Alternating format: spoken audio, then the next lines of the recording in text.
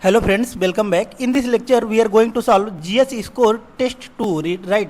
Yesterday we have solved test number 1. In this lecture, we are going to solve test number 2, right? Means ये जो आपका test होने वाला जा रहा है, राइट? ये आपका पॉलिटी का टेस्ट 2 है और इसके पहले वाले लेक्चर में हमने जो है पॉलिटी के टेस्ट नंबर 1 को सॉल्व किया था, right? Which are the topics we are going to solve in this lecture? Fundamental rights, directive principles and fundamental duties, right? कि मीन्स जो भी क्वेश्चंस आपके इसमें मिलेंगे वो 3 ही टॉपिक से आपके मिलेंगे। FR यानी कि फंडामेंटल राइट्स, और आपके जो है DPSP यानी कि directive principle of state policy, and आपके फंडामेंटल ड्यूटीज, राइट? तो तीनों के बारे में थोड़ा सा हम लोग नॉलेज गेन कर लेते हैं। देखिए कि मीन्स फंडामेंटल राइट्स आपके आर्टिकल में मेंशन है, आर्टिकल 12 टू लेके आर्टिकल 35, राइट? कि मीन्स इसमें आपका मेंशन है और इसके वायलेशन पर आप जो है डायरेक्ट क्या कर सकते हैं, सुप्रीम कोर्ट में पिटीशन डाल सकते हैं। सुप्रीम कोर्ट, हाई कोर्ट, कोई भी कोर्ट में आप पिटीशन डाल कर सकते हैं, राइट? नेक्स्ट आपका आता है DPSP के बारे में। DPSP का जो आपका बात करता है, राइट? और फंडामेंटल राइट आपका किस पार्ट में मेंशन है? पार्ट 3 में आपका जो है मेंशन है, जो कि आर्टिकल 12 टू लेके आर्टिकल 35 तक डील करता है, right? Next one is the DPSP, right? DPSP is related to part 4, right? कि मीन्स इसमें आपका आर्टिकल का अगर बात किया जाता है तो 36 टू लेके 51 आपका जो है डील करता है किससे? DPSP यानी कि directive principle of state policy, right? अगर यही बात किया जाए कि मीन्स नेक्स्ट आता है आपको कौन सा? Fundamental duties, right?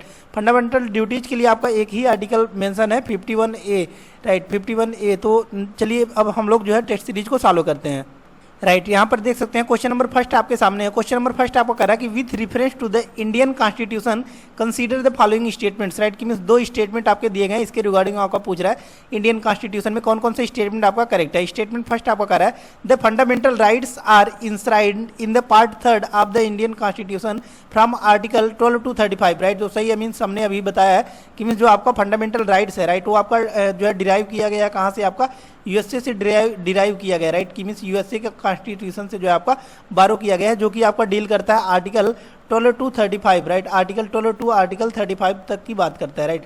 और ये किस पार्ट में आपका मेंशन है? पार्ट 3 में। तो फर्स्ट स्टेटमेंट आपका करेक्ट हो जाता है। सेकंड स्टेटमेंट आपका कह रहा है कि these rights derive inspiration from the Canadian institution, right? तो सेकंड आपका रॉन्ग हो जाता है, क्योंकि हमने बताया ये कहाँ से आपका जो है बारो किया गया, USA से बारो किया गया, राइट? तो इसका राइट आंसर कौन सा हो जाता है? आपका C इसका राइट आंसर हो जाता है कि statement 1 is correct but statement 2 is incorrect, right? तो इसका राइट आंसर हो जाता है आपका C is the right answer.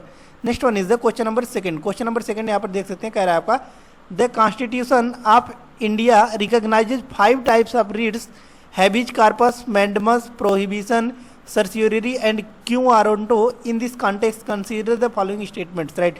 तो आपका रिट्स के रिगार्डिंग आपका पूछ रहा है कि मीन्स इंडियन कॉन्स्टिट्यूशन में आपके 5 टाइप के आपके रिट्स पाए जाते हैं, राइट? तो उसके रिगार्डिंग आपका पूछ रहा है कि जैसे कि यहाँ पर प्रोहिबिशन का दिया गया है, राइट? सर्सियोरी का दिया गया है और क्यू वारंटो का दिया गया है, राइट?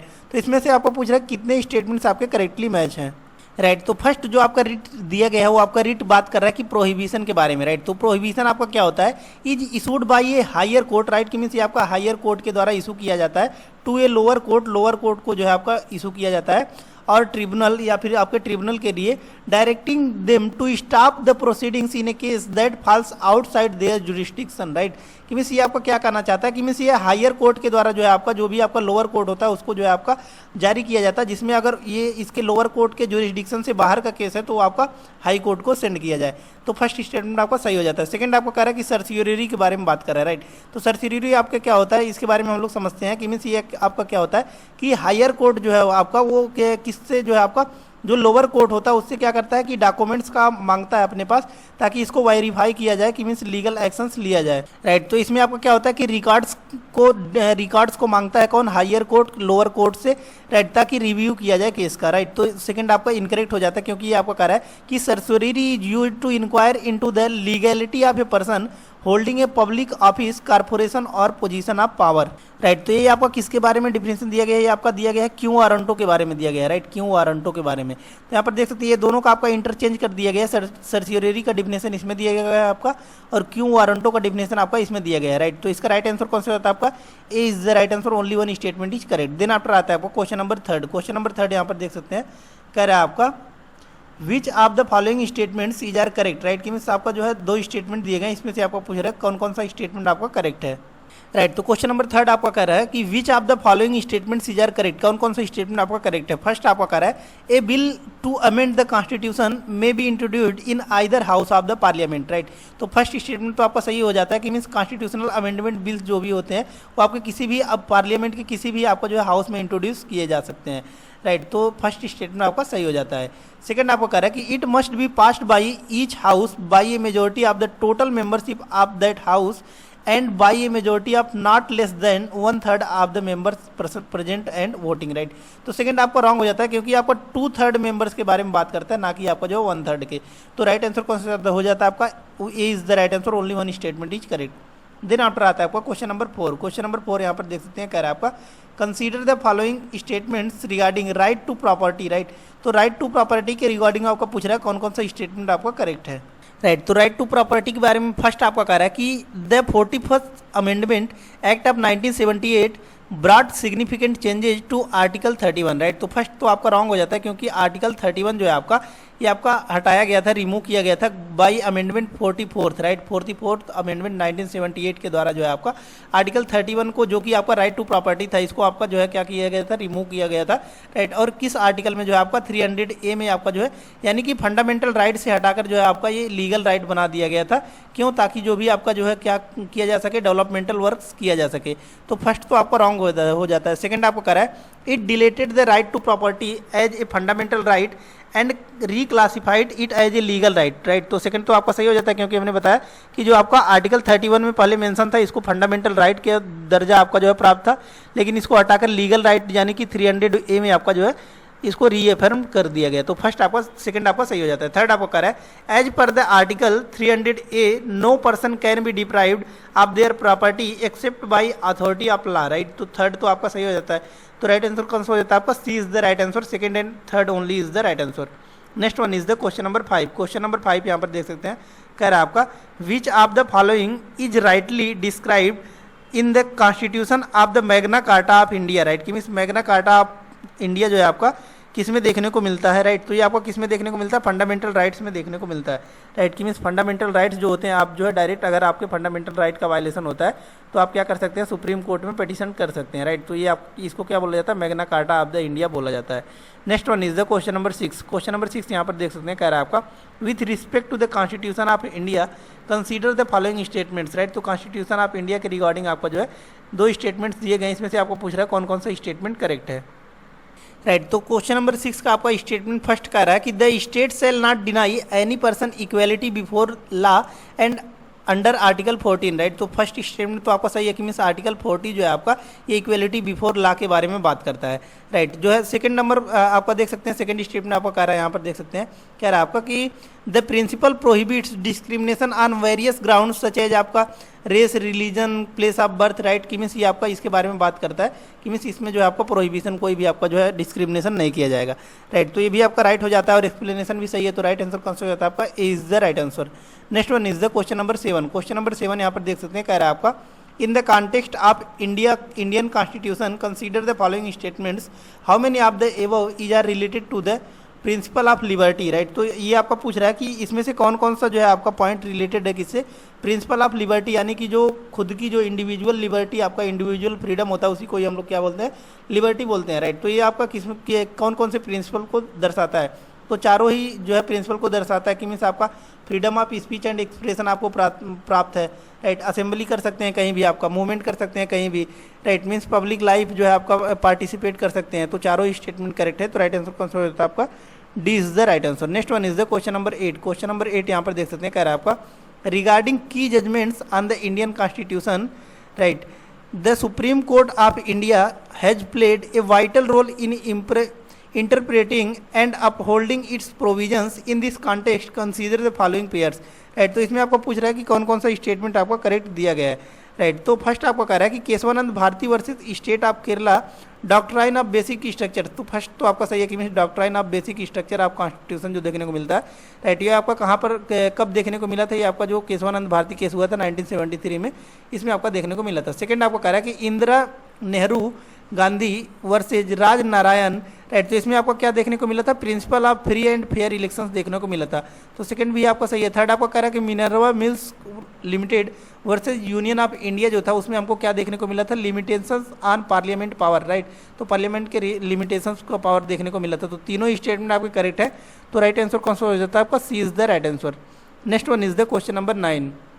क्वेश्चन नंबर 9 यहाँ पर देख सकते हैं, कह रहा है आपका which of the following articles promotes the notion that the constitution is living document that assures the protection and enforcement of fundamental rights, promotes justice and ensures the rule of law, right. कि means जो justice के बारे में ये आपका कौन सा article, हमको पता है कि आर्टिकल 32 जो है आपका ये बात करता है कि आप जो है सुप्रीम कोर्ट में पिटीशन डाल सकते हैं, राइट। तो सेकेंड स्टेटमेंट आपका सही हो जाता है, article 32। Next one is the question number 10। Question number 10 यहाँ पर देख सकते हैं, कह रहा है आपका कि consider the following statements regarding the derogation of the fundamental rights, right. तो ये आपका डीरोगेशन ऑफ फंडामेंटल राइट्स के बारे में पूछ रहा है कि कौन कौन सा स्टेटमेंट आपका करेक्ट है, राइट। तो क्वेश्चन नंबर जो है 10 का आपका फर्स्ट स्टेटमेंट कह रहा है कि all pre existing laws in India that contradict the provision of fundamental rights are rendered void और extent of their inconsistency, right. तो फर्स्ट स्टेटमेंट तो आपका सही है कि मीन्स जो आर्टिकल 13 भी आपका यही बात करता है कि अगर हमारे फंडामेंटल राइट का कोई भी आपका जो है लॉ वायलेशन करता है, राइट, तो उसको वो आपका अनकॉन्स्टिट्यूशनल माना जाएगा। सेकेंड आपको कह रहा है कि the state shall not make any law which takes away or abridge the rights of conferred by the constitution and any law made in contravention of the provisions shall to the extent of the contravention to be void, right। तो second statement भी आपका correct है। तो right answer कौन सा होता है आपका, C is the right answer. और दोनों ही आपका किसके बारे में बात कर रहा है, ये आपका फंडामेंटल राइट्स के बारे में बात कर रहा है, राइट। कि मीन्स जो आपका फंडामेंटल राइट्स जो भी आपके प्राप्त है, राइट, इसका अगर एब्रोवेशन किया जाता है तो नल एंड वाइड जो है आपका माना जाएगा, जो भी लॉ इस पे एप्लीकेबल होगा। Next one is the question number 11। Question number 11 आपको कह रहा है consider the following statements, how many of the above statements is are incorrect regarding the fundamental rights, right. तो फंडामेंटल राइट्स के रिगार्डिंग आपका पूछ रहा है कि कौन कौन सा स्टेटमेंट आपका इनकरेक्ट दिया हुआ है, राइट। तो फर्स्ट स्टेटमेंट आपका कह रहा है कि part 3 of the Indian constitution guarantees fundamental right to all citizens. तो सही है कि जो आपका पार्ट 3 है इसमें आपका क्या मेंशन है, फंडामेंटल राइट्स मेंशन है जो कि गारंटी देता है सभी जो है आपके इंडियन सिटीजन्स हैं। सेकंड आपको कह रहा है कि it provides the minorities right to establish and administration educational institutions of their choice, right. तो ये सेकंड भी आपका सही है कि मीन्स जो आपका आर्टिकल 30 है वो आपका बात करता है कि जो भी आपके माइनॉरिटीज वगैरह हैं अपने चॉइस का जो है इंस्टीट्यूशंस वगैरह सेटअप कर सकते हैं। थर्ड आपका कह रहा है कि it includes the right to move into the supreme court, high court और इन्फोर्समेंट ऑफ राइट्स, राइट। तो थर्ड भी आपका सही है कि मीन्स अगर आपके फंडामेंटल राइट का वायलेशन होता है तो आप किसी भी कोर्ट में जाकर पिटीशन हायर कर सकते हैं, राइट। तो देख सकते हैं तीनों स्टेटमेंट आपके करेक्ट है, लेकिन पूछा है कौन सा इनकरेक्ट है, तो none of the above. Next आता है आपको क्वेश्चन नंबर 12, राइट। तो क्वेश्चन नंबर 12 आपको बात कर रहा है कि with reference to the fundamental rights and directive principle of state policy related की judgments of the court consider the following pairs, right. तो आपको कुछ जो है जजमेंट्स दिए गए हैं, इसके रिगार्डिंग आपका पूछ रहा है कौन कौन सा जो है आपका करेक्ट जजमेंट्स दिया गया है, राइट। तो फर्स्ट सेकंड एंड थर्ड जो है आपका ये करेक्ट जजमेंट्स दिया गया है और फोर्थ एंड 5 आपका जो है ये रॉन्ग जजमेंट दिया गया है, देख सकते हैं। फर्स्ट आपको कह रहा है केशवानंद भारती केस, इसमें हमने जो है basic structure of the constitution सही है, हमने ऊपर भी पढ़ा है। सेकंड आपका कह रहा है कि Maneka Gandhi versus union of India, right, जो आपका 1971 में हुआ था, इसमें आपका right to life and personal liberty यानी कि जो आपका आर्टिकल 21 है इसके बारे में बात करता है, सही है।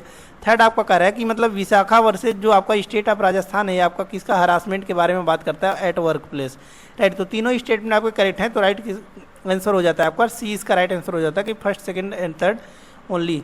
नेक्स्ट आता है आपका क्वेश्चन नंबर 13। क्वेश्चन नंबर 13 यहाँ पर देख सकते हैं, कह रहा है आपका कि part 4 of the Indian constitution contains the directive principle of state policy in this context consider the following statements, right. तो आपका डीपीएसपी के बारे में बात कर रहा है कि जो कि आर्टिकल आपका मेंशन है 36 से लेकर 51 तक, राइट। इसके रिगार्डिंग पूछ रहा है आपको कौन कौन सा स्टेटमेंट आपका करेक्ट है, राइट। तो क्वेश्चन नंबर 13 का देख सकते हैं स्टेटमेंट फर्स्ट आपका कर रहा है कि DPSP promote social welfare and improve the standard of living for the citizens, right. तो सही है कि जो आपका डीपीएसपी होता है, राइट, ये क्या करता है आपका वेलफेयर प्रदान करता है, राइट, और इम्प्रूव करता है किस चीज़ को, राइट, जो भी आपका स्टैंडर्ड लिविंग स्टैंडर्ड्स होते हैं, राइट। सेकेंड आपका कह रहा है कि unlike fundamental rights the directive principle are not enforceable in the courts, right. तो सही है कि मीन्स जो है फंडामेंटल राइट का अगर आपके वायलेशन होता है तो आप डायरेक्टली क्या कर सकते हैं कि कोर्ट में पिटीशन हायर कर सकते हैं, राइट। लेकिन यही अगर आपके डीपीएसपी का जो है वायलेशन होता है, राइट, तो आप जो है डायरेक्ट जो है कोर्ट में पिटीशन हायर नहीं कर सकते हैं। तो दोनों ही स्टेटमेंट आपके करेक्ट है, लेकिन एक्सप्लेनेशन सही नहीं है। तो राइट आंसर कौन सा होता है आपका? B is the right answer, क्योंकि जो है आपका बोथ इंडिविजुअल्स आपके करेक्ट हैं, राइट। कोई भी आपका जो है इंटरलिंक दोनों में नहीं है। नेक्स्ट आता है आपका क्वेश्चन नंबर 14। क्वेश्चन नंबर 14 यहाँ पर देख सकते हैं, कह रहा है आपका लिस्ट दिया गया है, 2 लिस्ट दिए गए, इसमें से आपको पूछ रहा है कि how many of the above pairs are correctly match, right. कि मीन्स जो है कौन कौन से पेयर्स आपके करेक्टली मैच है, इसके रिगार्डिंग आपका जो है पूछ रहा है, राइट। तो देख सकते हैं फर्स्ट आपका कह रहा है कि आर्टिकल 17, तो आर्टिकल 17 जो है आपको बात करता है किससे? Evolution of untouchability, right. तो फर्स्ट तो आपका सही है, राइट। राइट स्टेटमेंट सेकंड आपका कह रहा है कि आर्टिकल 21A ये आपका किस में के बारे में बात करता है? राइट टू एजुकेशन के बारे में बात करता है, राइट। तो सेकंड भी आपका सही है। थर्ड आपका कह रहा है कि article 39 clause D and article 42, right, ये आपका किसके बारे में बात करता है?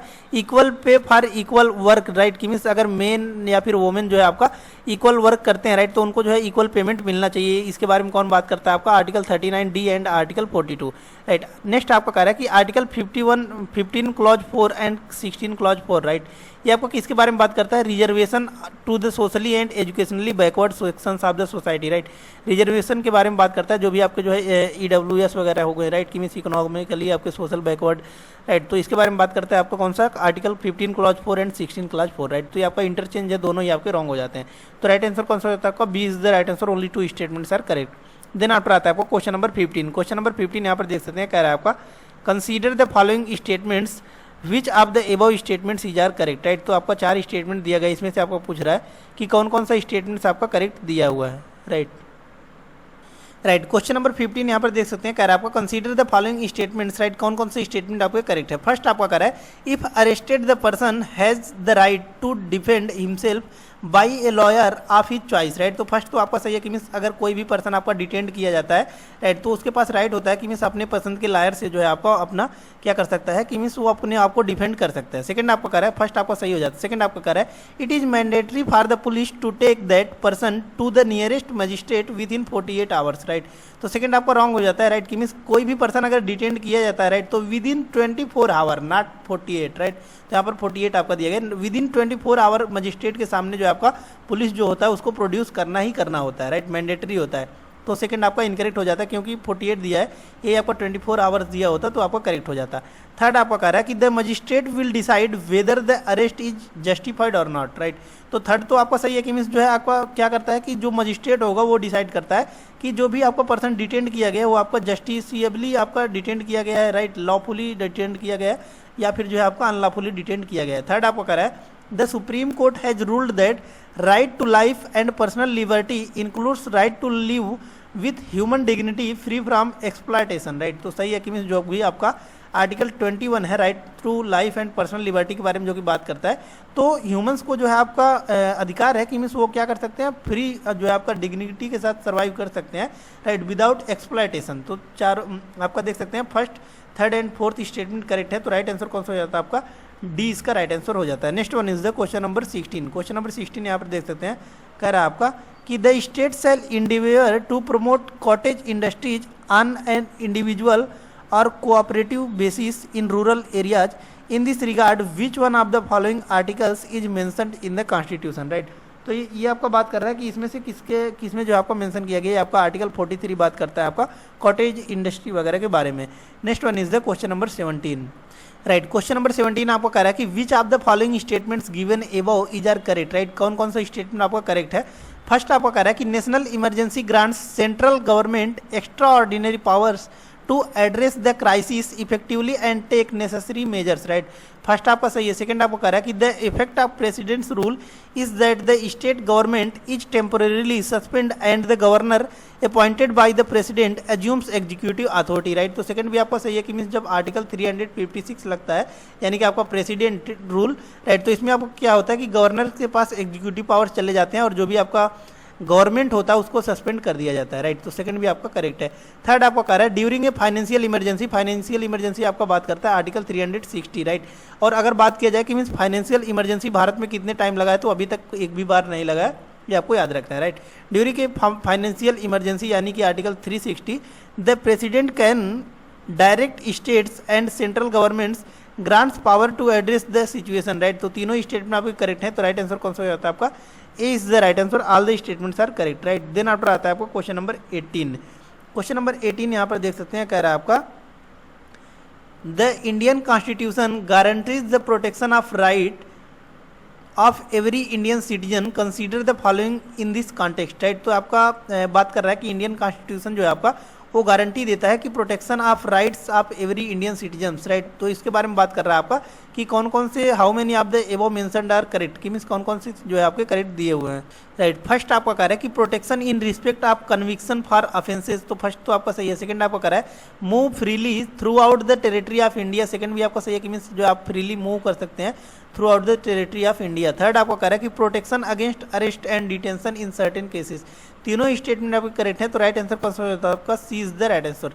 Next one is the question number 19। Question number 19 यहाँ पर देख सकते हैं, कह रहा है आपका there are several landmark cases in Indian constitution history have saved any reaffirmed under article 21 in the sense right to life and personal liberty, right. ये आपका क्वेश्चन 22 में भी देखने को मिला था प्रीलिम्स में, राइट। तो इसके बारे में आपका पूछ रहा है कि कौन कौन सा स्टेटमेंट आपका करेक्ट है, राइट। तो इसमें आपके दो केसेस दिए गए हैं। फर्स्ट केस आपका कह रहा है कि Maneka Gandhi versus union of India, है तो हमने पढ़ा है, राइट टू लिबर्टी के बारे में बात करता है, जो कि आपका 1978 में आपका जो है देखने को मिला था, राइट। सेकंड आपको कह रहा है कि Olga Tellis versus Bombay municipal corporation 1985 जो है आपका ये राइट टू लिवलीहुड के बारे में बात करता है। तो दोनों स्टेटमेंट आपके करेक्ट है, तो राइट आंसर कौन सा हो जाता है आपका, C is the right answer, right. C is the right answer हो जाता है कि both the statements are correct. Then after आता है आपको क्वेश्चन नंबर 20। क्वेश्चन नंबर 20 यहाँ पर देख सकते हैं, कह रहा है आपका under which of the following articles the directive principle of state policy DPSP emphasizes the importance of providing equal opportunities for education so socially and educationally disadvantaged groups including scheduled caste and scheduled tribes and the backward classes, right. तो ये आपका किस article में mention है, right. तो ये आपका article 46 में देखने को मिलता है। Next one is the question number 21। Question number 21 यहाँ पर देख सकते हैं, कह रहा है आपका consider the following statements regarding the writs and their uses, right. तो ये आपका ये भी क्वेश्चन आपका रीट्स और उसके यूजेज के बारे में, जो कि आपका 5 टाइप के रीट्स आपने ऊपर भी पढ़ा है, राइट। क्यों, वारंटो, सर्चियरी, मैंडेमस, राइट, ऐसे आपने पढ़ा है, राइट। तो इसी के रिगार्डिंग आपका पूछ रहा है कौन कौन सा स्टेटमेंट आपका करेक्ट है, राइट। तो फर्स्ट स्टेटमेंट आपको कह रहा है कि the writs play a crucial role in safeguarding the fundamental rights and liberties of individuals, right. तो ये तो सही है कि मीन्स जो रीट्स होते हैं आपके वो क्या करते हैं कि पर्सनल लाइफ, राइट, कि मीन्स इंडिविजुअल्स को क्या करते हैं, सिक्योर करते हैं, सही है। सेकंड आपको कह रहा है कि they are enshrined in article 32 and 226 of the Indian constitution, right. तो सेकंड भी आपका सही है। आर्टिकल 32 इन द सेंस कि मीन्स सुप्रीम कोर्ट में आप पिटीशन कर सकते हैं, आर्टिकल 226 यानी कि आप हाई कोर्ट में पिटीशन कर सकते हैं, राइट। तो दोनों ही स्टेटमेंट आपके करेक्ट है और एक्सप्लेनेशन भी सही है, तो राइट आंसर कौन सा होता है आपका, A is the right answer, both the statements are correct and the explanation is also correct. Next one is the question number 22, right. तो क्वेश्चन नंबर 22 में यहाँ पर देख सकते हैं, कह रहा है आपका with reference to the Indian constitution consider the following pairs, right. तो इसमें आपके जो है रीड्स दिए गए हैं, इसमें भी आपको पूछ रहा है कौन कौन सा करेक्टली मैच है। फर्स्ट आपको कह रहा है कि हैबिस कार्पस के बारे में बात कर रहा है, राइट। तो हैबिस कार्पस आपका क्या होता है कि मीन्स ये आपका इंश्योर करता है कि कोई भी पर्सन आपका डिटेंड किया गया है वो लॉफुली डिटेंड किया गया है या फिर जो है आपका अनलॉफुली डिटेंड किया गया है, इसके बारे में बात करता है, राइट। तो इसका जो डेफिनेशन हो जाएगा वो आपका ये जो दिया गया है कि it ensures that a person is not unlawfully detained, right. तो देख सकते हैं फर्स्ट इसलिए आपका रॉन्ग हो जाता है। सेकंड आपका कह रहा है कि मैंडेमस के बारे में, राइट। तो मैंडेमस आपका क्या होता है, इसका डेफिनेशन आपका इधर दिया गया है कि it is used when a person or entity is denied a right or benefit that they are entitled to by law, right. कि मीन्स जो है आपका मान लीजिए कोई पर्सन है, राइट, अथॉरिटी है और इसको कोई लॉ प्राप्त है, राइट, लेकिन ये सामने वाले को इसका अधिकार है लेकिन ये लॉ नहीं मिल रहा है, तो ये इस पर क्या अप्लाई होगा, आपका मैंडेमस अप्लाई हो जाए, राइट। ये आपका इंटरव्यू में भी क्वेश्चंस देखने को मिला होगा, राइट। तो दोनों ही स्टेटमेंट आपके रॉन्ग हो जाते हैं, तो राइट आंसर कौन सा हो जाता है आपका, D is the right answer, neither one nor two. Next one is the question number 23। Question number 23 यहाँ पर देख सकते हैं, कह रहा है आपका regarding the constitution Indian constitution which of the following statements is are incorrect, right. तो आपका इंडियन कॉन्स्टिट्यूशन के बारे में पूछ रहा है कौन कौन सा स्टेटमेंट आपका इनकरेक्ट दिया हुआ है, राइट। तो क्वेश्चन नंबर 23 का देख सकते हैं, फर्स्ट स्टेटमेंट आपका कह रहा है कि article 33 empowers the parliament of India to restrict or modify the fundamental rights of members of the armed forces parliamentary forces and police forces, right. तो जो है आपका फर्स्ट स्टेटमेंट आपका सही हो जाता है। सेकंड आपको कह रहा है, फर्स्ट आपको कह रहा है कि आर्टिकल 33 जो होता है आपका, राइट, कि मीन्स ये आपको फंडामेंटल राइट्स देता है किसको, आपका कि मीन्स मॉडिफाई कर सकते हैं किसमें, आपका आर्म फोर्सेज जो भी होता है, पैरामिलिट्री फोर्सेज होते हैं, पुलिस फोर्सेज होते हैं। सेकंड आपको कह रहा है कि the articles aims to ensure the proper functioning of these organizations in the interest of fundamental securities, right. तो सेकंड भी आपका सही है कि मीन्स ये आपका क्या होता है कि ये आपका इंश्योर करता है कि जो पुलिस डिपार्टमेंट हो गया या फिर आपका जो है पार्लियामेंट्री हो गया, पैरामिलिट्री फोर्सेज हो गए, आर्म फोर्सेज हो गए, राइट, ये आपको जो है नेशनल सिक्योरिटी के इंटरेस्ट में काम कर रहे हैं या फिर नहीं कर रहे हैं, राइट। तो दोनों ही स्टेटमेंट आपके जो है करेक्ट दिए गए हैं, लेकिन इसमें आपको पूछा कि इनकरेक्ट, तो राइट आंसर कौन सा हो जाता है आपका, डी इसका राइट आंसर हो जाता है कि neither one nor two. Next one is the question number 24। Question number 24 यहाँ पर देख सकते हैं, कह रहा है आपका कंसीडर द फॉलोइंग स्टेटमेंट्स। इसमें आपके जो है दो स्टेटमेंट दिए गए हैं, इसके रिगार्डिंग आपका पूछ रहा है कि कौन सा स्टेटमेंट आपका करेक्ट है, राइट। तो फर्स्ट स्टेटमेंट आपका कह रहा है कि the purpose of article 35 is to allows the legislative bodies to adopt the fundamental rights to the evolving needs of the society and the nation, right। तो first आपका सही है। सेकंड आपको कह रहा है कि it enables them to balance the rights and interests of individual with the larger goals of governance, public welfare and national security, right। तो दोनों ही स्टेटमेंट आपके करेक्ट है और एक्सप्लेनेशन भी सही है। तो राइट आंसर कौन सा होता है आपका, A is the right answer, both the statements are correct and B is the correct explanation of A, right. Next आता है आपको क्वेश्चन नंबर 25। क्वेश्चन नंबर 25 यहाँ पर देख सकते हैं, कह रहा है आपका consider the following statements with respect to the procedure established by law, right. तो प्रोसीजर स्टेब्लिश्ड बाय लॉ जो है आपका ये किस में देखने को मिलता है, आर्टिकल 21 में देखने को मिलता है, जिसमें आपका जो है right to life and personal liberty के बारे में बात करता है, राइट। राइट, तो फर्स्ट स्टेटमेंट आपको कह रहा है कि the concept of procedure established by law is enshrined in article 19 of the Indian constitution, right. तो फर्स्ट तो आपका रॉन्ग हो जाता है, क्योंकि सबको पता होगा कि आर्टिकल 19 जो है आपका ये किसके बारे में बात करता है, right to freedom of speech वगैरह के बारे में बात करता है, राइट। लेकिन ये आपका जो प्रोसीजर स्टेब्लिश्ड बाय लॉ यानी कि आपका जो है right to life and personal liberty, ये आपका आर्टिकल 21 में मेंशन है, राइट। तो ये आपका फर्स्ट रॉन्ग हो जाता है। सेकंड आपको कह रहा है कि it states that no person shall be deprived of their life or personal liberty expressed according to the procedure established by law, right. तो सेकंड आपका राइट हो जाता है। तो राइट आंसर कौन सा हो जाता है आपका, D is the right answer, की means statement 1 is incorrect but statement second is correct, right. Next आता है आपको क्वेश्चन नंबर 26। क्वेश्चन नंबर 26 यहाँ पर देख सकते हैं, कह रहा है आपका regarding the constitution of India consider the following statements, how many of the above statements are correct, right. तो आपका जो है 3 स्टेटमेंट दिया गया, इसमें से आपको पूछ रहा है कि कौन कौन सा स्टेटमेंट आपका करेक्ट है, राइट। क्वेश्चन नंबर 26 का फर्स्ट स्टेटमेंट देख सकते हैं, कह रहा है आपका कि educational rights are enshrined in part 3 of the part 4 of the Indian constitution, right. तो सही है कि मीन्स जो आपका पार्ट जो आपका 4 है, राइट, उसमें आपका जो है देखने को पार्ट 3 के जो है आपका जो है पार्ट 3 एंड पार्ट 4 दोनों में ही आपको देखने को मिलता है कि एजुकेशनल राइट्स जो होते हैं, राइट। तो फर्स्ट आपको सही होता है। सेकंड आपको कह रहा है कि under article 28 of the Indian constitution cultural rights are guaranteed to all citizens, right. Right, तो सेकंड आपका रॉन्ग हो जाता है, क्योंकि जो है ये आपका किस आर्टिकल में मेंशन है, आर्टिकल 29 में जो है आपका मेंशन है कि miss of the Indian constitution cultural rights and guaranteed to all citizens, right. Cultural rights का गारंटी जो आपका ये आर्टिकल 29 में मेंशन है, ना कि जो है 28 में। तो सेकंड आपका रॉन्ग हो जाता है। थर्ड आपका कह रहा है कि article 29 guarantees the right of minorities to establish and administrator educational institutions of their choice, right. तो आपका आर्टिकल 30 में मेंशन है कि मीन्स माइनॉरिटीज वगैरह क्या कर सकते हैं, अपने चॉइस के इंस्टीट्यूशंस का फॉर्मेशन कर सकते हैं, राइट। तो थर्ड भी आपका रॉन्ग हो जाता है, क्योंकि आपका आर्टिकल 30 के बारे में बात कर रहा है, लेकिन मेंशन किया गया आर्टिकल 29, राइट। तो देख सकते हैं राइट आंसर कौन सा हो जाता है आपका, A is the right answer, only one statement is correct. Then after आता है आपको क्वेश्चन नंबर 27, राइट। तो क्वेश्चन नंबर 27 देख सकते हैं, कह रहा है आपका this Supreme court has delivered numerous landmark judgments that have saved the understanding and protection of fundamental rights enshrined in the Indian constitution in this context consider the following judgments, right. तो आपका judgements दिया गया है, इसमें से आपको पूछ रहा है कौन कौन सा जजमेंट करेक्ट दिया गया है। तो फर्स्ट आपको कह रहा है कि Naz Foundation versus government of NCT of Delhi 2009, right. Second आपको कह रहा है कि Puttaswamy versus Union of India, right. तो दोनों ही स्टेटमेंट आपके करेक्ट हैं। तो राइट आंसर कौन सा हो जाता है आपका, C is the right answer. Next one is the question number 28। क्वेश्चन नंबर 28 यहाँ पर देख सकते हैं, कह रहा है आपका कि consider the following statements which of the above statements is are incorrect, right. कि मीन्स कौन कौन सा स्टेटमेंट आपका इनकरेक्ट है, राइट। तो फर्स्ट स्टेटमेंट आपको कह रहा है कि amending part 3 of the Indian constitution follows the same procedure as amending any part of the Indian constitution, right. तो सही है कि मीन्स जो आपका जो पार्ट 3 का अमेंडमेंट है ये भी आपका सेम किसकी तरह होता है कि मीन्स जो भी आपका अमेंडमेंट्स किया जाता है। सेकंड आपको कह रहा है कि the procedure amending the Indian constitution is outlined in article 368, right.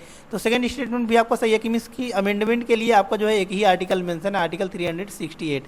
तो देख सकते हैं दोनों स्टेटमेंट आपके करेक्ट है, लेकिन पूछा है कौन कौन सा इनकरेक्ट है, तो डी इसका राइट आंसर हो जाता है, neither 1 nor 2। Next one is the question number 29। Question number 29 यहाँ पर देख सकते हैं, कह रहा है आपका consider the following rights, how many of the above included under article 21 of the Indian constitution, right. तो इसमें से आपको बात कर रहा है कि कौन कौन सा जो है आपका मेंशन है, किसमें आपका मेंशन है, आर्टिकल 21 में, राइट। तो आपका जो है देख सकते हैं, राइट। तो देख सकते हैं कि आपका आर्टिकल 21 के रिगार्डिंग पूछ रहा है कौन कौन सा स्टेटमेंट करेक्ट है, राइट। तो राइट टू लाइवलीहुड में भी आपका इसी में आता है, राइट टू हेल्थ भी आता है, right to clean environment, right to education, right to privacy, right. तो ये आपका पांचों ही पॉइंट आपके इसी में आते हैं।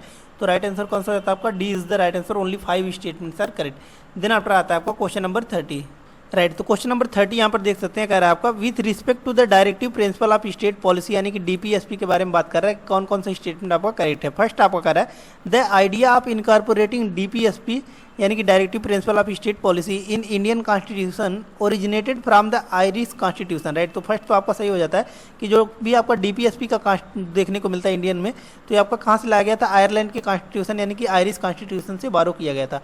तो फर्स्ट आपका सही हो जाता है। सेकंड आपको कह रहा है कि the provisions content in part 4 of the constitution of India are not enforceable by any court, right. तो सेकंड स्टेटमेंट भी आपको करेक्ट हो जाता है, क्योंकि जो भी आपका पार्ट 4 में मेंशन है, राइट, ये आपका क्या होता है कि इसके लिए इन्फोर्सेबल नहीं होता है, राइट। इन्फोर्सेबल नहीं होता है, इन्फोर्सेबल इन द सेंस कि जो है आप डायरेक्ट सुप्रीम कोर्ट वगैरह में पिटीशन नहीं कर सकते हैं। लेकिन वही अगर आपके जो है पार्ट 3 यानी कि फंडामेंटल राइट का वायलेशन होता है, राइट, तो आप डायरेक्ट जो है सुप्रीम कोर्ट में पिटीशन कर सकते हैं, राइट। तो देख सकते हैं दोनों ही स्टेटमेंट आपके करेक्ट हैं। तो राइट आंसर कौन सा होता है आपका, सी इसका राइट आंसर हो जाता है कि both the statements are correct, right. तो सी इसका राइट आंसर हो जाता है कि both the statements are correct, right. यहाँ पर देख सकते हैं सी इसका राइट आंसर हो जाता है। Next one is the question number 31। Question number 31 यहाँ पर देख सकते हैं, कह रहा है आपका consider the following, how many of the above are inspired by the principle of Gandhian, right. तो ये आपका पूछ रहा है कि कौन कौन सा ऐसा प्रिंसिपल है जो कि आपका गांधीयन फिलॉसफी से आपका जो है बिलोंग करता है, राइट। तो आपका जो है चारों ही पॉइंट बिलोंग करता है किससे, गांधीयन जो है आपका गांधीयन प्रिंसिपल से बिलोंग करता है, जैसे कि सोशल जस्टिस हो गया, इकोनॉमिक वेलफेयर हो गया, इन्वायरमेंटल प्रोटेक्शन हो गया, या फिर प्रोटेक्शन ऑफ मॉन्यूमेंट्स, सभी आपका जो है बिलोंग करता है गांधीयन प्रिंसिपल से। नेक्स्ट वन इज द, तो राइट आंसर हो जाता है डी।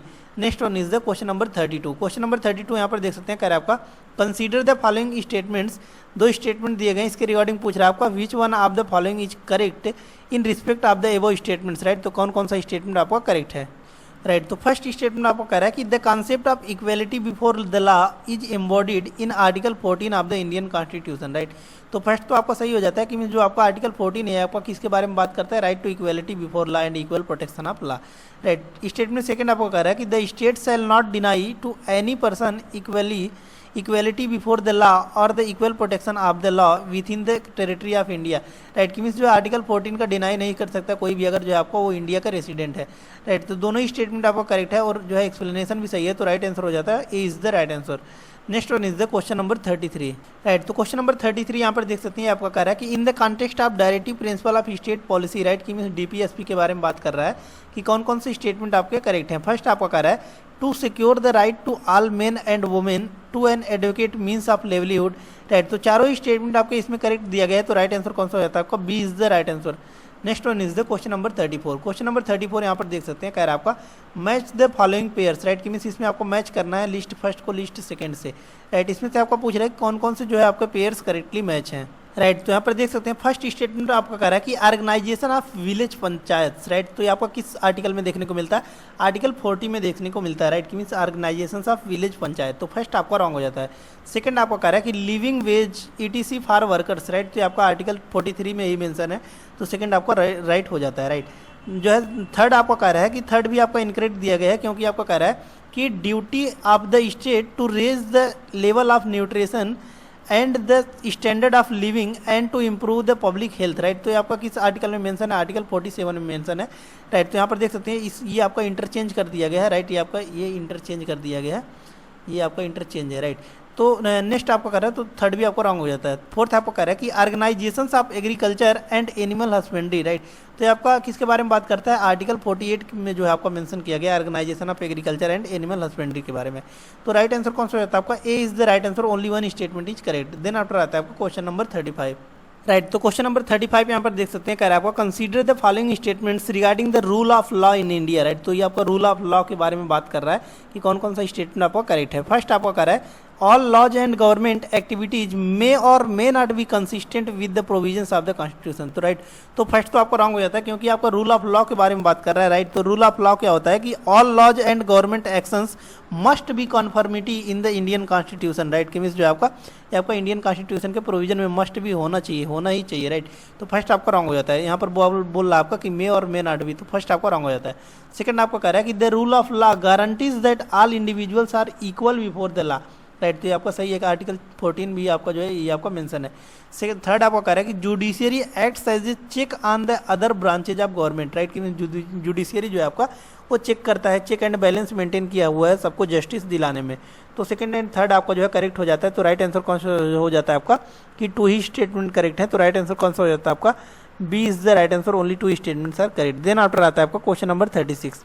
क्वेश्चन नंबर 36 यहाँ पर देख सकते हैं, कह रहा है आपका consider the following how many of the above is are incorrect about the liberal intellectual principle of DPSP, right. तो आपका liberal intellectual principle of DPSP के बारे में पूछ रहा है कौन कौन सा स्टेटमेंट आपका इनकरेक्ट दिया हुआ है, राइट। तो फर्स्ट स्टेटमेंट आपको कह रहा है कि secure for the citizens a uniform civil code throughout the territory of India, right. तो फर्स्ट आपका सही है। सेकंड आपको कह रहा है कि provide early childhood care and education for all children until they complete the age of 6 years, right. तो ये भी आपका सही है कि मीन्स जो है आपका फंडामेंटल ड्यूटी में भी देखने को मिलता है। थर्ड आपको कह रहा है कि encourage settlement of international disputes by arbitration, right. तो तीनों ही स्टेटमेंट आपके करेक्ट है। तो राइट आंसर कौन सा होता है आपका, डी की नन ऑफ द एबव, क्योंकि इनकरेक्ट पूछा हुआ है।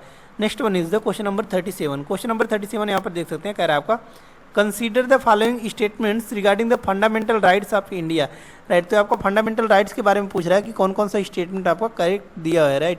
How many of the above statements are correct. First आपको कह रहा है they aim to eliminate historical inequalities and promote a more inclusive society, right. तो फर्स्ट आपका सही है कि मीन्स आर्टिकल 14 ही आपको बात करता है जो equality before law in equal protection of law. Second आपको कह रहा है कि these rights act as check on the abuse of power by the government and its agencies, right. तो सेकंड भी सही है कि मीन्स अगर आपके फंडामेंटल राइट का कहीं पे भी वायलेशन होता है तो आप जो है सुप्रीम कोर्ट में पिटीशन हायर कर सकते हैं, right, under article 32, right. Next आपको कह रहा है कि थर्ड आपको कह रहा है कि they reflect the principles of the universal declaration of Human Rights and other international conventions reaffirming India's commitments to the upholding human rights, right. तो तीनों ही स्टेटमेंट आपके करेक्ट है। तो राइट आंसर हो जाता है C is the right answer.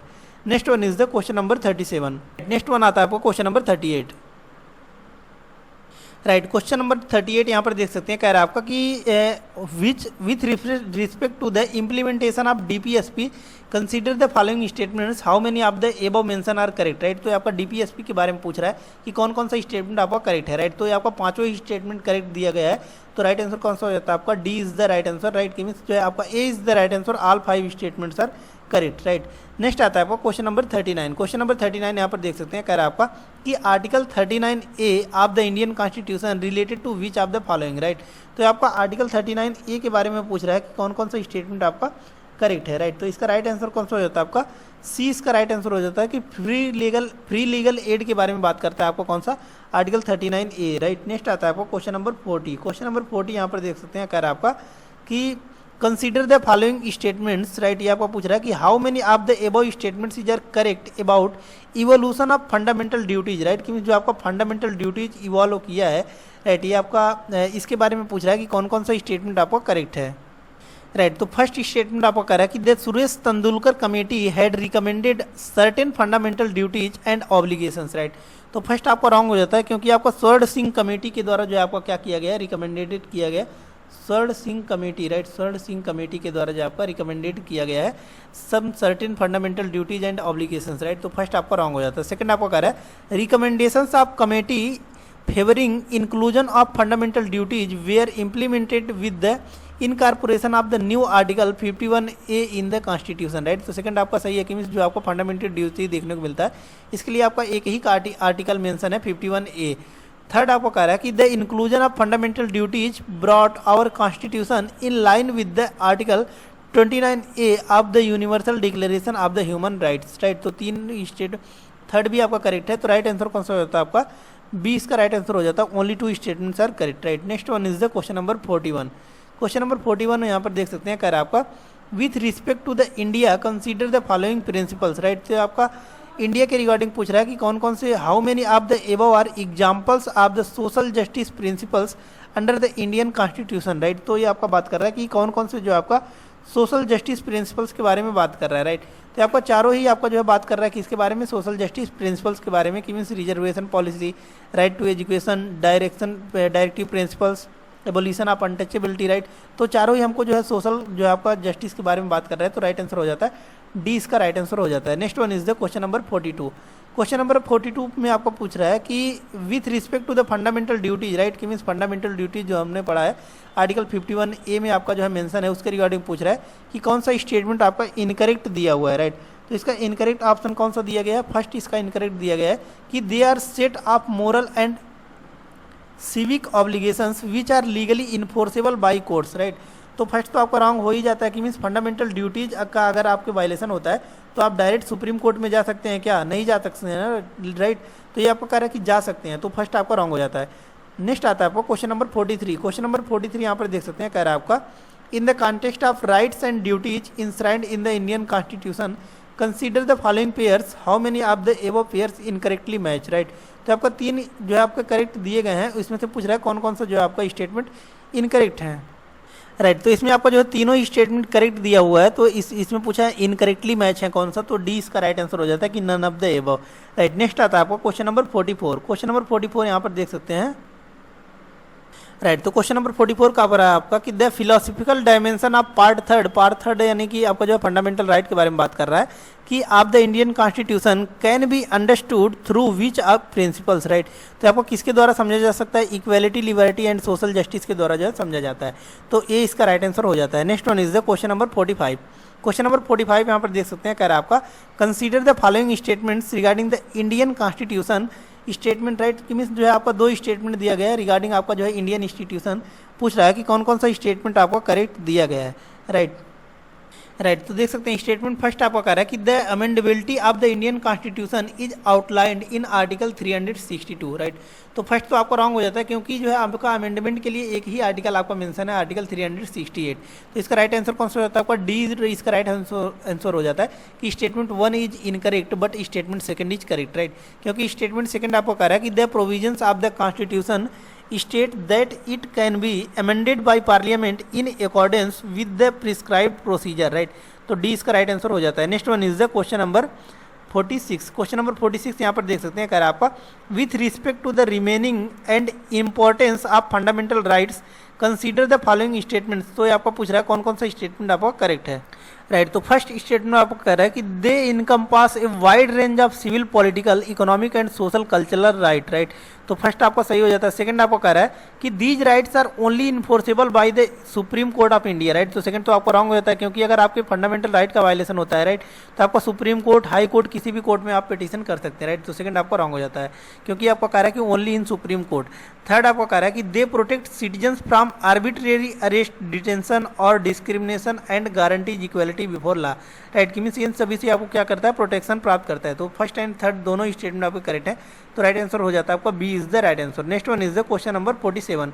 Question number 47 यहाँ पर देख सकते हैं, कह रहा है आपका कि consider the following statements which of the above statements is are incorrect, right. कि मीन्स कौन कौन से स्टेटमेंट आपके इनकरेक्ट हैं, राइट। तो फर्स्ट स्टेटमेंट आपको कह रहा है कि द राइट टू प्रॉपर्टी, इसमें आपको पूछा कौन कौन सा इनकरेक्ट है। फर्स्ट आपको कह रहा है कि the right to property was removed as a fundamental right through the 44th amendment act of 1978, right. तो फर्स्ट तो आपका सही है कि मीन्स आर्टिकल 31 जो है आपका राइट टू प्रॉपर्टी जो था आपका फंडामेंटल राइट में था, राइट। लेकिन जो है आपका 44th अमेंडमेंट एक्ट 1978 के दौरान जो है इसको क्या कर दिया गया? आपका रिमूव कर दिया गया और एक लीगल राइट बना दिया गया अंडर आर्टिकल 300A, राइट। तो फर्स्ट आपका सही हो जाता है। सेकंड आपको कह रहा है the 42nd amendment act of 1976 introduced significant changes to the executive, judiciary and legislative, increasing the power of the central government, right।